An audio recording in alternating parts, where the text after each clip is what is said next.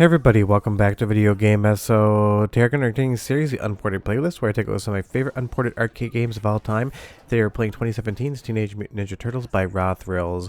While this game was ported home to consoles as well as PCs, the arcade version has some differences, and at this point in time, honestly, Unported Playlist is really whatever I want to make of it.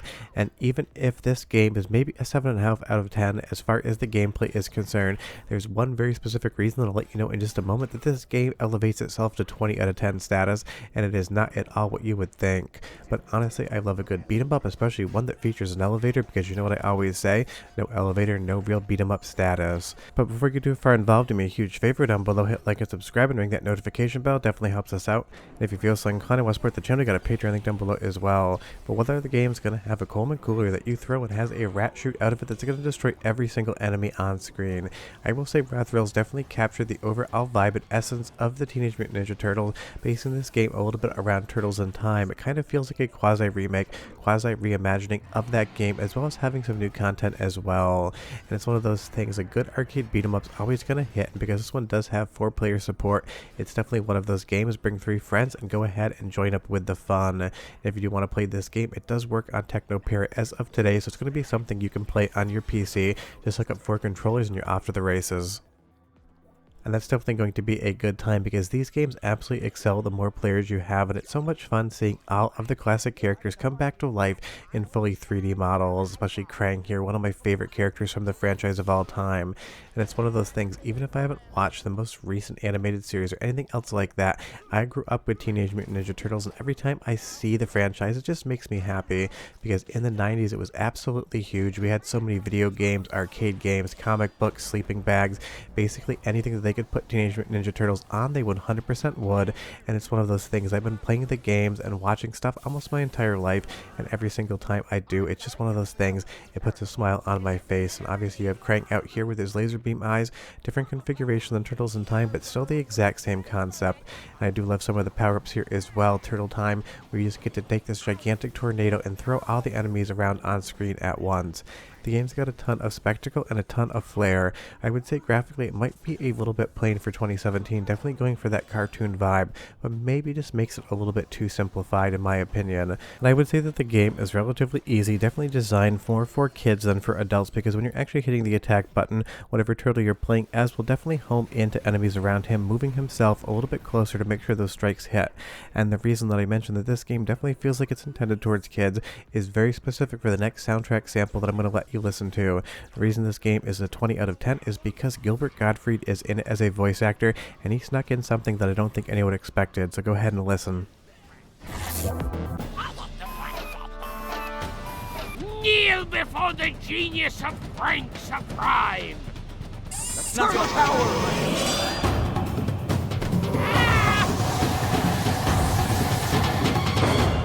That's getting done. Nice! Kidding me, you maniac! Booyakasha! Are you kidding me? I'm awesome! Yo! It's go time.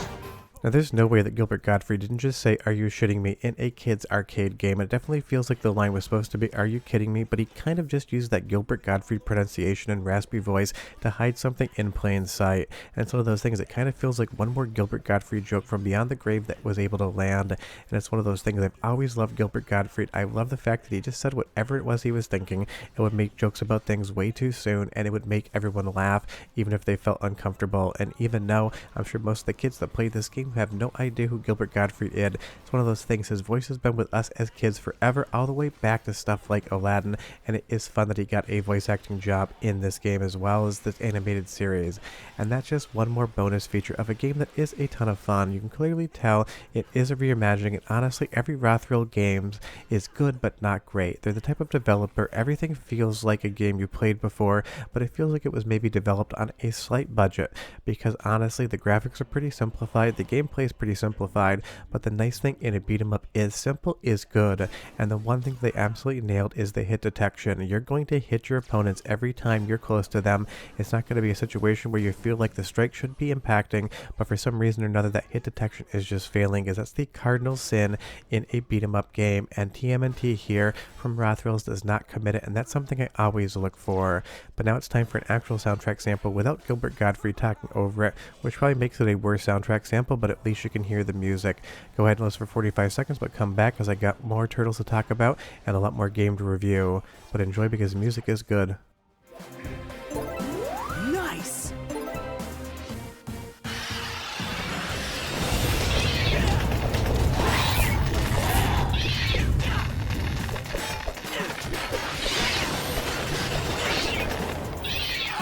Mousers! Turbo power!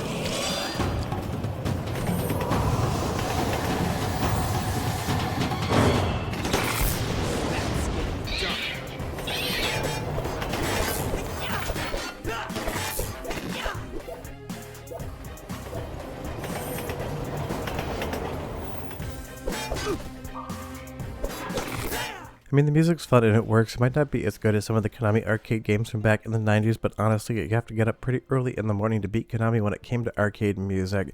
And as Baxter Stockman comes in here, it is fun to see these enemies reimagined in 3D. If he wasn't supposed to just be Jeff Goldblum in the Fly, Brundlefly from back in the day, I don't know what he was supposed to be, but I've always considered Baxter Stockman just another version of the Fly in all the best ways possible. And that is the great thing about the TMNT games, as well as the movies and the animated shows. The character design is just so creative, and I love that Baxter Stockman just runs around throwing up all over the stage, just like Brundlefly did when he learned he had to do that to digest his food.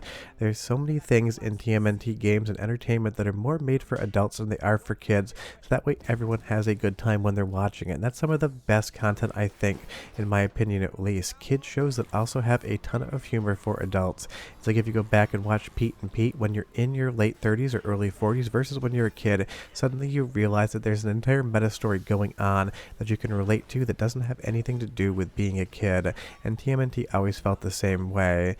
Now, as we go into these street levels here in New York City, I'd say again, they look relatively decent. The one thing that lets this game down, in my opinion, is it just doesn't really bring a ton in the visual presentation department. Yes, all the effects look nice, the background looks like a city, there's nothing wrong with the graphics, but there's nothing exactly right with them either. What I mean to say by that is it just feels like it's slightly phoned in. It's very simplified, the geometry is very easy to produce, but it does have that kind of cartoon aesthetic, and of course they were trying to match the current art style of the Turtles at that point in time. So it's one of those things, I feel like maybe they could have put a little bit more depth and a little bit more pop in the images here, but otherwise it does work. And Bebop, definitely, he's got that mohawk, a classic character. Bebop and Rocksteady were just some of my favorites back in the day on the animated series, and that's really why I do love this game, even if maybe mechanically it's only a 7.5 out of 10. It just reminds me of a time in life where I absolutely love something, and every single bit of entertainment I would gobble up and be happy for it. And that's what this does as well, and it's so much fun that the Teenage Mutant Ninja Turtles are still around, entertaining kids and adults alike in 2025, and hopefully sometime soon we see another beat 'em up from them. But it's time for your next soundtrack sample, a little bit better than the first. 35 seconds, and I'll be right back to show you what Shredder's up to. Very sorry, comrades, but you are no match for the Rocksteady. You don't have a chance, Turbo power!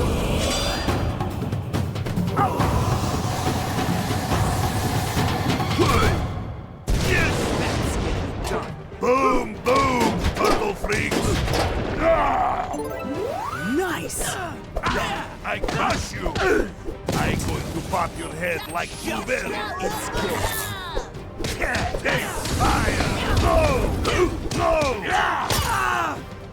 I mean, that's decently epic boss music, especially in a boss with a Rocksteady. But as we come into Shredder here, I would say this is where the game, pun intended, falls flat on its own foot. I'm not sure who was in the feet back in the day, but the Foot Clan, always a very strange name to me. But you're going to have to basically fight in this stage for 5 minutes before Shredder even jumps down and deigns to fight you. You're going to go through every single boss you beat in the game with a full health bar outside of Krang really doesn't show up until Shredder actually comes down. And his boss fight, honestly, maybe one of the least impressive of the entire game. And I would say this end area here, maybe one of the least visually impressive areas in the entire game as well. It's almost like developers weren't quite sure how they wanted to end the game, so they just decided on a static screen with a metric crap ton of enemies running in and trying to hit you from all sides, which is totally fine. Boss rushes in arcade games are definitely a thing, but here it just kind of feels like a slog. Like developers are thinking we could probably get another $3 to $4 off them before they actually saw the credits scroll. But everything up to this point in time is a ton of fun, and I would even say Shredder's model here not anywhere near as fun to look at as Krang, but really I've always felt that Krang is the true villain of Teenage Mutant Ninja Turtles, the best bad guy there is in the franchise, and Shredder's always been a little bit of a one-note antagonist. But you leave me a comment down below and you tell me, Shredder or Krang? I would be curious.